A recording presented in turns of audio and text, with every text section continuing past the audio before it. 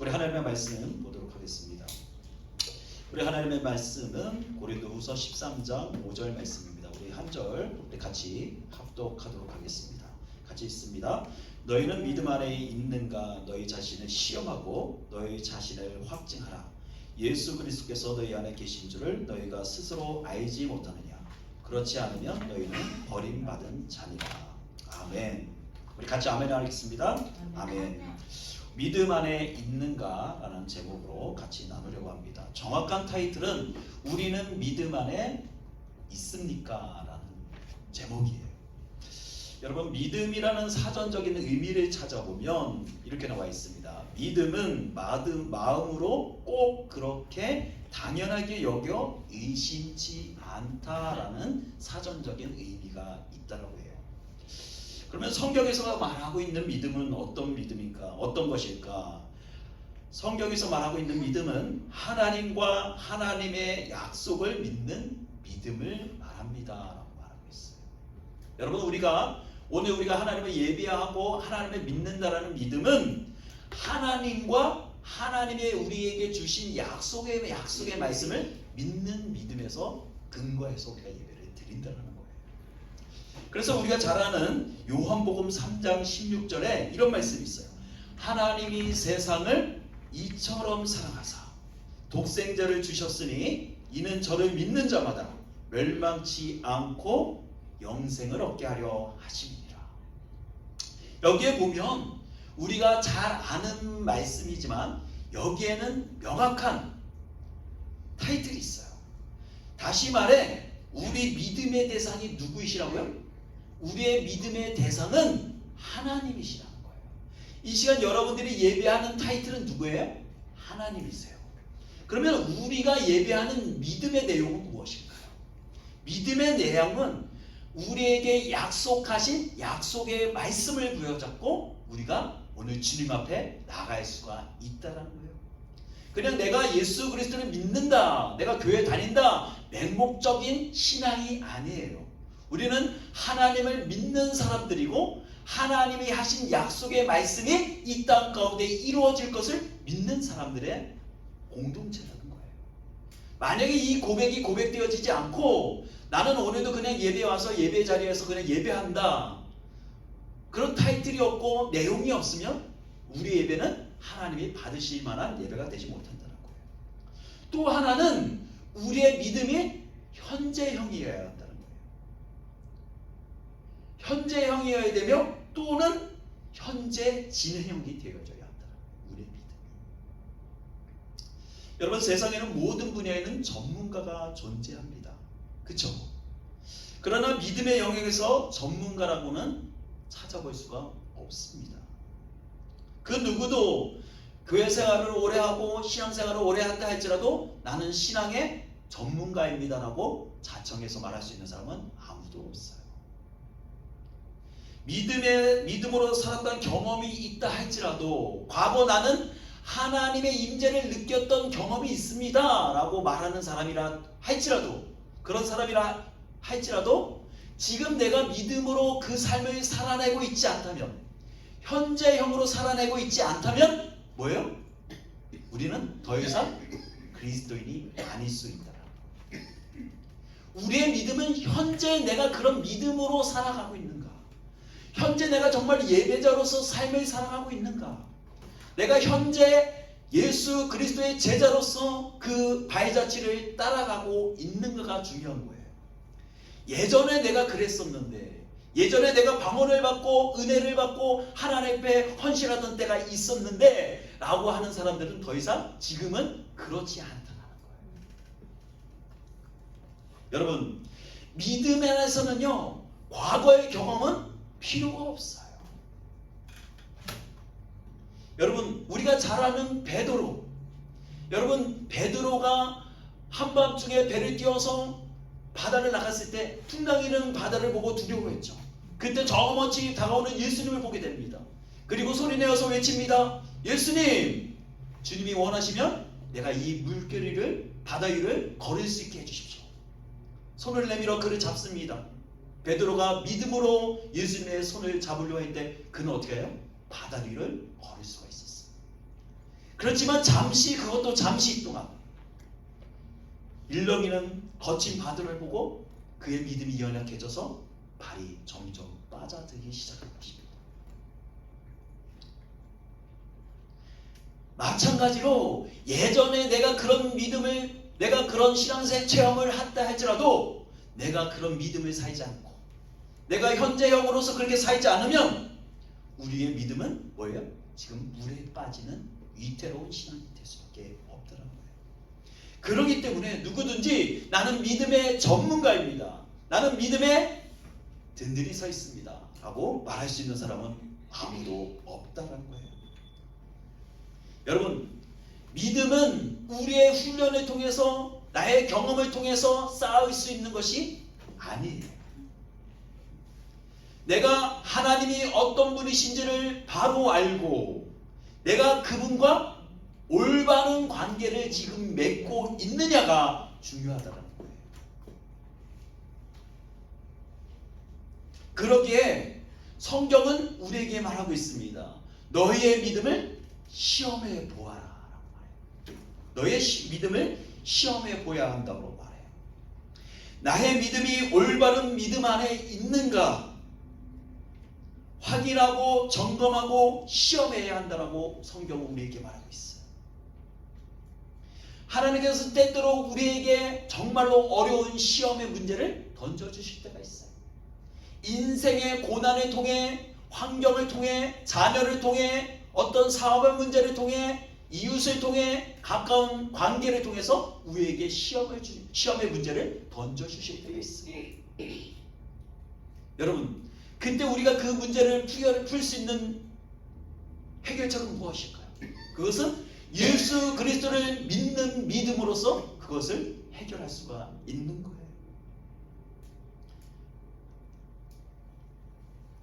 정말 우리는 이 시간을 통해서 내 안에 믿음이 있는가를 점검해 보아야 된다는 거예요. 여러분, 정말로 여러분들 안에 믿음이 있습니까?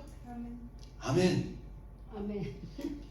여러분, 고린도후서 13장 5절 말씀, 오늘 읽었던 말씀, 여러분은 자신이 믿음 안에 있는지를 점검하고 자신을 시험해 보십시오. 성경은 우리에게 도전하고 있는 거예요. 너희가 정말 믿음 안에 있는가를 너희 자신이 점검해 보아라 말하고 있어요. 그리고 말해요. 예수 그리스도께서 여러분 안에 계시다는 것을 알지 못하십니까? 믿음이 있는 자라고 고백하는 자마다 예수 그리스도가 내 안에 계시다는 것을 고백하는 자들이에요. 그런데 예수 그리스도가 내 안에 계신지 안 계신지를 모르겠다라고 대답하시는 분은 뭐예요? 나는 예수 그리스도를 믿지 못하겠다, 나는 믿음을 갖지 못하겠다, 그 말과 동일하다는 거예요. 그래서 성경은 후반전에 이렇게 말해요. 이것을 모르면 여러분은 시험에서 불합격한 사람들입니다 라고 말하고 있어요. 여러분들 안에 예수 그리스도가 계시는지 안 계시는지를 내가 알지 못하겠노라 라고 대답하는 자마다 뭐 한다고요? 불합격한 자들이다, 믿음이 없는 자다 라고 보시면 될 것 같아요. 그러면 그 믿음의 시험의 기준은 무엇일까요? 바로 예수 그리스도가 내 마음속에 계시는가라는 거예요. 내 안에 예수 그리스도가 계신다는 것을 알지 못하면 우리는 뭐예요? 시험에 불합격한 자들이라. 예수 그리스도께서 내 안에 계심을 알고 깨닫고 체험하고 살고 있지 못하다면 우리는 믿음 안에 있는 것이 아니에요. 그 시험의 기준은 예수 그리스도께서 내 안에 계심을 믿고 살아가고 있느냐는 것입니다. 여러분, 다시 한번 여러분께 질문드립니다. 여러분들 안에 믿음이 있습니까? 없으십니까? 여러분, 그것을 잘할 수 있는 사람은 누구죠? 내 안에 정말 믿음이 있는가 없는가를 잘하는 사람은 누구일까요? 목사님일까요? 누구일까요? 바로 내 자신이 너무 잘 알아요. 내 자신이 알아요. 내 안에 정말 하나님이 살아계시는가, 내 안에 정말 믿음이 있는가, 그것은 내 자신이 너무도 잘 안다. 사도 바울은 갈라디아서 2장 20절에 이렇게 말해요. 내가 그리스도와 함께 십자가에 못 박혔나니 그런즉 이제는 내가 산 것이 아니요 오직 내 안에 그리스도께서 사시는 것이라. 여러분, 이 고백이야말로 정말로 우리의 믿음이 있는가를 테스트해 볼 수 있는 시금석이 될 수 있다. 우리는 갈라디아서 2장 20절 말씀을 너무도 쉽게 암송하고 잘 알고 있지만 우리는 이 말씀을 가볍게 생각하는 경향이 있더라. 이 말씀 안에는 이런 고백이 있는 거예요. 주님께서는 나의 구세주이심을 나는 믿습니다 라는 고백이. 여러분, 구세주가 뭐죠? 구세주라는 어원이 뭘까요? 구세주라는 말의 의미가 뭘까요? 예수님. 어떤 의미가 있을까요? 구세주. 구세주라는 어원은요, 영어로 Savior라는 뜻이에요. 나의 구세주. 어디로부터 우리를 구원하신다는 거예요? 나의 죄로부터, 사망으로부터 우리를 구원해 주실 분. 그래서 우리를 천국으로 이끄실 분이라는 것을 믿는 거예요. 그런데 더 한 가지가 더 필요하다는 거예요. 그 주님은 나의 세이비어뿐만 아니라 우리의 뭐가 되어야 된다는 거예요? 나의 인생의 주님, 로드가 되어져야 한다는 거예요. 그 주님은 우리의 구세주이시며 주님이 되시는 분이시다. 여러분, 그러기 때문에 주님은 나의 구세주이십니다라는 믿음만을 가지고 이 세상을 우리는 살아갈 수는 없어요. 물론 우리가 천국에 갈 수 있는 믿음을 확신해 가지고 우리가 예배를 드리고 그런 천국의 시민권자로서 삶을 살아가는 것도 중요하지만 하나님은 이 땅에서 우리가 잠시 동안 거쳐야 하는 인생의 삶을 우리에게 허락하셨어요. 여러분, 이 거친 세상을 이길 수 있는 비결은 무엇일까요? 바로 내 인생의 주인 되신 주님, 로드를 나의 주인으로 모셔드릴 때 우리는 이 세상에서 성공하는 인생이 될 수가 있는 거예요. 근데 많은 사람들이 나는 예수를 믿고 천국에 간다는 믿음은 있는데 때때로 우리는 세상에서 뭐예요? 실패하는 자가 돼요. 넘어져요. 세상으로부터 상처를 받고 너무 슬프고 너무도 힘들고 인생이 괴로울 때가 있어요. 그때 우리는 무엇을 기억해야 합니까? 주님은 나의 삶의 뭐다? 주님이시다. 로드다. 그 고백이 되어질 때 우리는 세상에서 어떤 자들이 되는 거예요? 승리하는 자들이 되어지는 거예요. 주님께서는 이미 이 세상의 권세 잡은 자 사단 마귀를 어떻게 하셨다는 거예요? 이기시고 승리하셨다는 거예요. 그러면 우리 믿음의 자녀들은 이 세상 가운데 뭐한 자들이에요? 이미 승리한 자들이 되는 거예요. 어떤 자들이? 주님을 나의 주님으로 모셔드리는 모든 분들에게 그 은혜가 있다는 거예요. 여러분, 믿음에는 신비한 힘이 있어요. 그 믿음의 신비는 무엇인지 아세요? 예수님께서 오래전에 이 땅에 오셔서 이루신 모든 역사가 우리의 것이 되어질 수 있다는 거예요. 예수님께서 우리에게 허락하신 축복이 우리의 축복이 될 수 있다는 거예요. 여러분, 이 신비한 믿음은 우리의 옛자가 죽고 예수님과 함께 십자가에 못 박혀 죽었다는 하나님의 주권적인 선언과 하나님의 의지적인 결정을 통해서 모든 믿는 자들에게 동일하게 일어나고 있다는 거예요. 이것은 선택된 자들만 얻는 것이 아니라 하나님의 주권 아래 있는 하나님의 의지적으로 선택한 모든 자들을 하나님께서 뭐 하신다는 거예요? 축복하신다는 거예요. 여러분, 이것이 믿음의 신비예요. 우리에게는 그런 힘도 없고 의지도 없고 그런 것을 행할 만한 재정도 없지만 우리 주님은 친히 이 땅에 오셔서 제 많은 죽어야만 하는 제 많은 인간들을 위해서 대신 십자가에 대신 죽으시고 어떻게 하셨어요? 우리를 죄 가운데 건져 올리셨어요. 그리고 우리를 뭘 하셨어요? 하나님의 아들, 딸로 삼으셨다는 거예요. 여러분, 하나님의 아들이 딸들이 되었다는 것은 단순히 그냥 명의적으로만 그것이 옮겨졌다는 것을 의미하는 것이 아니에요. 내가 하나님의 아들, 딸들이 되는 순간 하나님의 아버지로부터 오는 축복이 뭐가 되는 거예요? 나의 축복이 되어진다는 것을 말하는 거예요. 아버지가 가지고 있는 재산이 나의 재산이 되어진다는 것을 의미하는 거예요. 그렇기 때문에 우리가 잠시 겪는 이 세상의 아픔과 고통과 그 모든 것들이 우리를 힘들게 할지라도 내가 아버지의 나라 가운데 받을 그런 축복들을 생각하면 지금에 당하는 우리의 어려움은 더 이상 우리에게 위협이 되지 않는다. 여러분, 우리가 믿는 예수님은 이 땅에서 잠시 살았다 죽으신 분이 아니에요. 훌륭한 업적을 남기고 희생적인 삶을 살고 많은 사람들에게 깨우침을 주었던 위대한 지도자를 믿는 것이 아니에요. 그리고 단순히 그분이 죽음에서 일어났다는 것을 믿는 자들도 아니에요.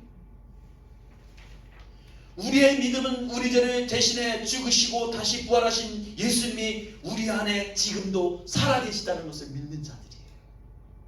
그 주님은 지금도 살아계셔서 여러분들 마음 가운데 계시기를 원하신다는 거예요. 여러분, 그러면 정말 그 살아계신 하나님이 내 안에 어떻게 거하실 수 있을까? 우리는 질문할 수 있습니다. 여러분, 질문 한 가지 드릴게요. 여러분 안에 또 다른 인격체가 여러분들 안에 거하는 것이 가능할까요? 불가능할까요? 가능해요. 답은 가능하다예요. 왜 그것이 가능한지 아십니까? 한번 얘기를 들어보세요. 여러분들 뉴스를 보면 요즘 종종 끔찍한 살인사건이 일어나는 것을 볼 수가 있습니다. 어떻게 인간이 저런 일을 저지를 수 있을까? 근데 여러분, 더 놀라운 건 뭔지 아세요? 그 끔찍한 범죄를 저지른 사람의 그 삶을 보면요, 정말로 놀라워요. 주변 사람들이 한결같이 말해요. 저 사람은 그런 죄를 저질 만한 사람이 아니라, 사람을 죽일 만한 담대함이 그런 없다고, 정말로 착한 사람이었다고, 평범한 사람이었다고 말해요. 그런데 여러분, 그렇지만 결과적으로는 뭐예요? 그 사람 안에 있는 또 다른 인격체가 그 잔인한 범행을 저질렀다는 거예요. 어떤 상황에 부닥치면 그 사람이 주체할 수 없는 무서운 또 다른 인격체가 끔찍한 범죄를 저지르게 만든다는 거예요. 그래서 정신의학자들은 전문 용어로 이거를 이렇게 말해요. 다중인격 또는 이중인격이다. 그러니까 이 말은 쉽게 말해 한 사람 안에 또 다른 인격이 존재한다. 그래서 이 사람들은 끔찍한 범죄를 저지르고도 제정신이 되면 평범한 사람들처럼 행동을 하는 거예요. 내가 마치 사진을 그 끔찍한 일들을 버리지 않은 것처럼 정상인의 행동을 할 수 있다라는 거예요. 제가 드리고자 하는 말은 이 끔찍한 범죄에 대해서 말하는 게 아니에요. 그러면 그것이 가능하다면 우리 안에 사랑이시고 온전한 온유한 성품의 예수 그리스도의 인품이 들어오면, 그 인격체이신 주님이 내 안에 들어오시면 우리 안에 변화가 일어날 수 있을까요? 없을까요? 변화가 일어날 수가 있어요. 그렇기 때문에 교회를 다니고 정말로 진정한 하나님을 만난 사람들의 성품은 어떻게 되는 거예요? 변화가 일어나는 거예요. 그분을 볼 때마다 뭐 하는 거예요? 하나님의 형상을 빚는 것처럼 온화해요. 왜 그것이 가능할까요? 예수 그리스도의 성품이 그 사람의 성품을 어떻게 하는 거예요? 변화시켜버리는 거예요. 다 감싸버리는 거예요.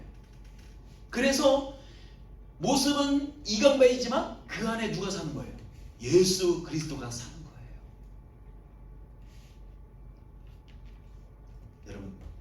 여러분 이것이 가능하게 만드는 분이 누구신가요? 바로 성령님이시라는 거예요. 성령님이 이 모든 일을 가능케 하신다는 거예요. 요한일서 3장 24절에 이런 말이에요. 그의 계명을 지키는 자는 주 안에 거하고 그의 안에 거하시나니 우리에게 주신 성령으로 말미암아 그가 우리 안에 거하시는 줄을 우리가 아느니라. 여러분, 내 안에 계신 주님을 알 수 있는 비결은 내 안에 성령님이 그것을 알게 해주신다는 거예요. 예수님께서 부활과 동시에 제자들에게, 믿는 자들에게 보이시고 승천하셨어요. 그렇지만 영원히 떠나신 것이 아니라 뭐 했어요? 대신 보혜사 성령을 우리에게 보내주셨다고 말하고 있어요. 여러분, 보혜사 성령님이 우리 안에 계시면서 행하시는 일들은 무엇일까요? 그것은 하나님이 주되심을 증거하는 일이에요. 성령님의 임재가 내 안에 느껴질 때 그것을 나타내실 것은 누구예요? 예수 그리스도시다. 그리고 그분은 우리 안에 예수 그리스도의 형상을 우리에게 보이신다는 거예요.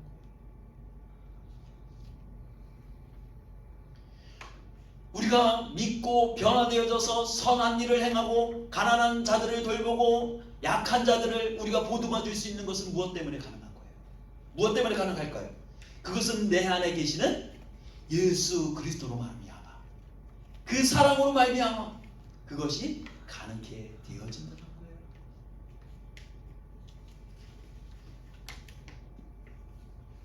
여러분, 그러면 그 주님은 성령으로 계실 뿐만 아니라 우리에게 또 어떤 모습으로 거하실까요? 그 주님은 말씀을 통해 우리에게 거하신다는 말씀. 요한일서 1장 이런 말씀이 있습니다. 태초에 말씀이 계셨습니다. 그 말씀은 하나님과 함께 하셨고 그 말씀은 하나님이셨습니다. 여러분들이 가지고 있는 성경은 누구를 증거하는 책일까요?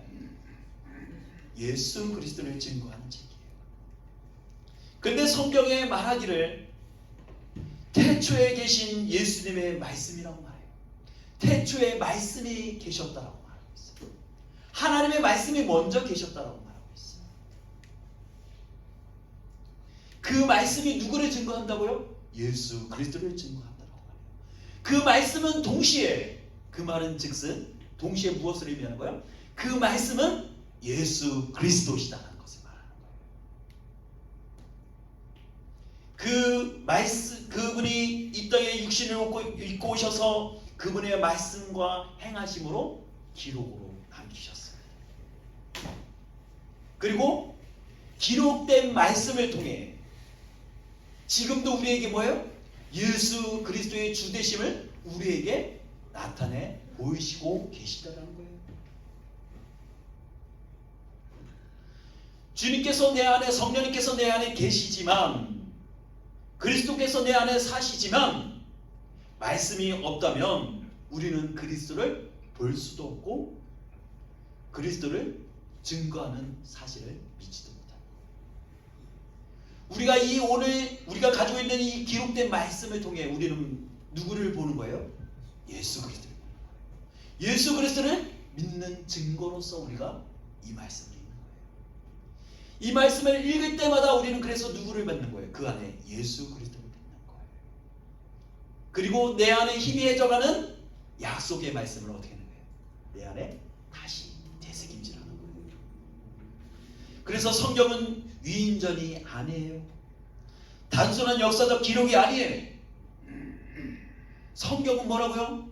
영으로 기록된 하나님의 진리의 말씀, 예수 그리스도를 증거하는 말씀이라는 거예요. 성경이 수천 년 전에 기록된 책이기는 맞습니다. 그리고 많은 번역본을 통해서 지금 우리에게 있는 한글 번역본도 여러 번역을 통해서 수많은 사람을 통해서 우리에게 왔을 것입니다. 여러분, 수많은 시간의 간격은 있지만 우리는 이 말씀을 읽을 때 어때요? 그 안에서 수천 년 전에 갈릴리 호수를 걸었던 예수님을 보게 돼요. 그리고 가나안 여인의 소원을 들어주셨던 예수님, 삭개오가 만났던 예수님, 그 수많은 믿음의 사람들이 경험했던 예수님을 우리는 이 오래전에 기록된 성경을 통해 오늘 우리가 가지고 있는 성경을 통해서 보게 된다는 거예요. 그렇기 때문에 우리가 하나님의 말씀을 읽어야 한다는 거예요. 내가 정말로 믿음 안에 거한다, 내 안에 정말 믿음이 있다 라고 확신하신 분들은 성경을 읽으셔야 돼요. 세 번째는 그 주님을 말씀으로 뿐만 거하실 뿐만 아니라 믿음을 통해 내 안에 거하신다는 거예요. 에베소서 3장 17절에 믿음으로 말미암아 그리스도께서 너희 마음에 계시게 하시고 너희 사랑 가운데서 뿌리가 박히고 덕에 굳어져서 라고 말해요. 여러분, 예수 그리스도가 내 안에 거하시게 만드는 통로가 무엇인지 아십니까? 그것은 나의 믿음이에요. 우리의 믿음이에요. 왜 그것이 가능한지 아세요? 하나님은 인격체이시기 때문에 강제적으로 우리에게 접근하시잖아요. 우리도 인격체요, 하나님도 인격체이기 때문에 하나님이 인격적인 방법으로 우리에게 오시기를 원하신다는 거예요. 그래서 우리의 의지적인 결단이 필요한 거예요. 그래서 우리가 입술로 고백해야 하는 이유가, 내가 입술로 그것을 고백해야 하는 이유가 내 의지적 결단이 없으면 주님이 내 안에 들어오실 수가 없는 거예요. 여러분, 그 주님의 인격과 나의 인격의 연합이 일어나기 위해서는 끊임없이 우리가 뭐 해야 된다는 거예요? 믿음으로 살아가야 한다는 거예요. 여러분, 믿음으로 산다는 것은 내 안에 있는 인간성과 개성이 사라지는 것을 의미하는 것이 아니에요. 사도 바울의 고백처럼 내가 육체 가운데 사는 것은 나를 사랑하셔서 나를 위해 자신의 몸을 내어주시는 하나님의 아들을 믿는 믿음으로 사는 것이다 라고 말하고 있습니다. 그가 말합니다. 이제는 내가 산 것이 아니요. 여러분, 내가 산 것이 아니요 라고 말하지만 여전히 우리는 어떻게 해요? 내가 살아있죠. 그러나 내 안에 내가 살아있지만 이전처럼 악하고 혈기인했던 내 모습이 아니라 믿음으로 온화되어진, 믿음으로써 변화되어진 내가 살아가고 있는 거예요. 옛 성품 가운데 타락한 자아로 살아가는 내가 아니라는 것이에요.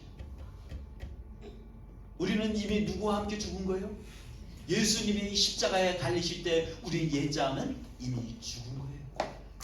우리가 그것을 어떻게 경험했어요? 세례 의식을 통해서 우리가 그것을 경험하는 거예요. 세례 의식은 단순하게 어떤 의식이 아니에요. 그것을 통해 우리 자아가 어떻게 되는 것을 경험하는 거예요. 내 자신이 물속에 빠져 죽었습니다. 그리고 다시 들림을 받는다는 것은 뭐예요? 내가 그리스도 안에서 다시 새 삶을 살게 되었습니다 라고 하는 의식이 세례의식이에요.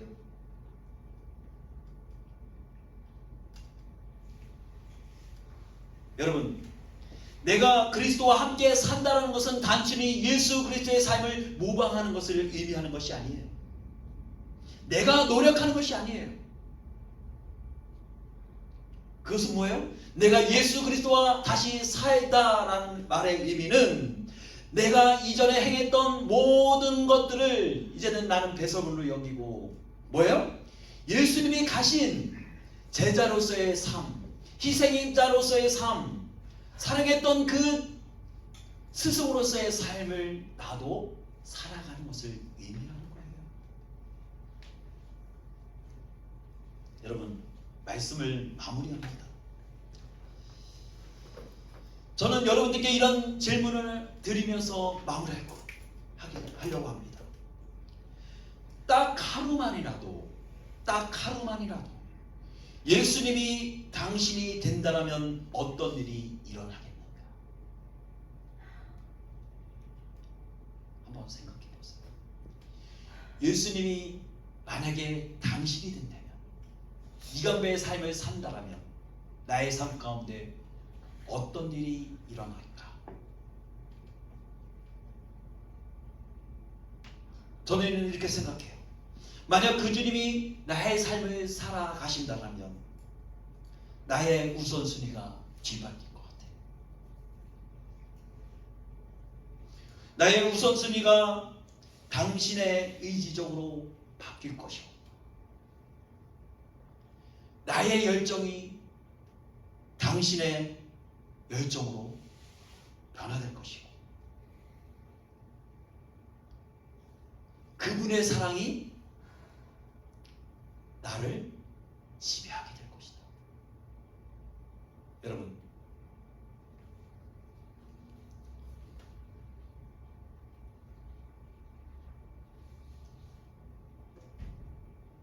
세상이 악하다라고 말해요. 마지막 때가 되어왔다고 말해요. 많은 사람들이 믿음을 버려요. 유튜브고 대중매체를 보면 많은 것들이 종교적으로 우리가 잘못되어졌다라고 질타하는 메시지들이 굉장히 많아요. 여러분, 우리가 이때일수록 우리가 어떻게 돼요? 더 깨어있어야 돼요. 기도해야 돼요. 바른 믿음 안에 내가 바로 정말로 그리스도 안에 속해 있는가를 점검해 볼 필요가 있어요. 막연하게만 생각할 것이 아니라, 아니 나는 그 일이 당하지 않았기 때문에 나와는 상관이 없다라고 생각하기 이전에 정말로 나는 믿음 안에 있는가? 내 안에 정말 예수 그리스도가 살아 계시는가? 나는 제자로서의 삶을 바로 살아내고 있는가? 내 자신을 되돌아보는 저와 여러분들 되시기를 간절히 소원합니다. 그럴 때 우리는 하나님의 때에 들림을 받는 자들이 될 거예요. 여러분, 저와 여러분들의 그런 자들이 되어주시기를 간절히 소원합니다. 여러분들이 이 귀한 시간을 나와서 예배하는 이유가 뭐예요? 여러분들이 정말 귀한 헌신을 통해서 하나님 앞에 물질을 올려드리는 이유가 무엇입니까? 종교적인 교양을 쌓기 위해서? 내 양심을 위해서? 아니잖아요. 누구를 기쁘게 하기 위해서? 아니에요. 우리가 이 시간 하나님을 예배한 이유는 단 한 가지예요. 그리스도가 내 안에 계시고 나는 그 주님을 인해서 오늘도 기뻐하는 삶을 살고 있어요. 하나님이 기뻐하시는 일들을 행하기 위해서 이 자리에 모인 거예요. 여러분, 우리 모두가 그런 삶을 살아가시기를 간절히 소원합니다. 아멘. 저도 그런 삶을 살기를 간절히 소원해요. 매주마다 저는 아침마다 일어날 때마다 좌절했어요. 좌절할 때가 많아요. 내가 지금 목사로서 잘하고 있는가? 목사로서 실패하지 않았는가? 환경적으로 풀리지도 않는데 잘하고 있는가? 생각이 드는데, 그래도 매주마다 이렇게 은혜를 주셔서 이 강단에 쓸 수 있는 것은요, 하나님이 내 안에 조금이라도 주시는 그 희망을 붙잡고 일어나는 거예요. 다시 얼마나 감사한지 몰라요. 여러분, 우리의 삶 가운데서도 이런 은혜가 있어지기를 간절히 소원합니다. 믿음을 통해서 조금씩 주어지는 만나와 같은 은혜, 그 삶의 은혜, 만나가 우리를 살게 한다는 거예요. 오늘 이 나눴던 이 말씀을 통해서 저와 여러분들의 믿음이 더욱더 그리스도 안에서 성숙해지기를 간절히 소원합니다. 아멘. 믿음이 있는 자들은 더 성숙해질 것이고, 아멘. 믿음이 연약했던 자들은 그 믿음이 더욱더 주님 안에서 확증으로 바뀌시기를 간절히 소원합니다. 말씀을 마무리합시다. 우리 모두가 그런 삶을 살 수 있기를 간절히 소원합니다. 그 천국에서 우리 모두를 만나뵐 수 있기를 간절히 소원합니다. 그러기 위해서는 우리가 믿음이 그런 믿음이 되어져야 돼요. 정말로 내 안에 살아계신 예수 그리스도의 믿음이 내 안에 있어야 한다는 거. 기도하겠습니다.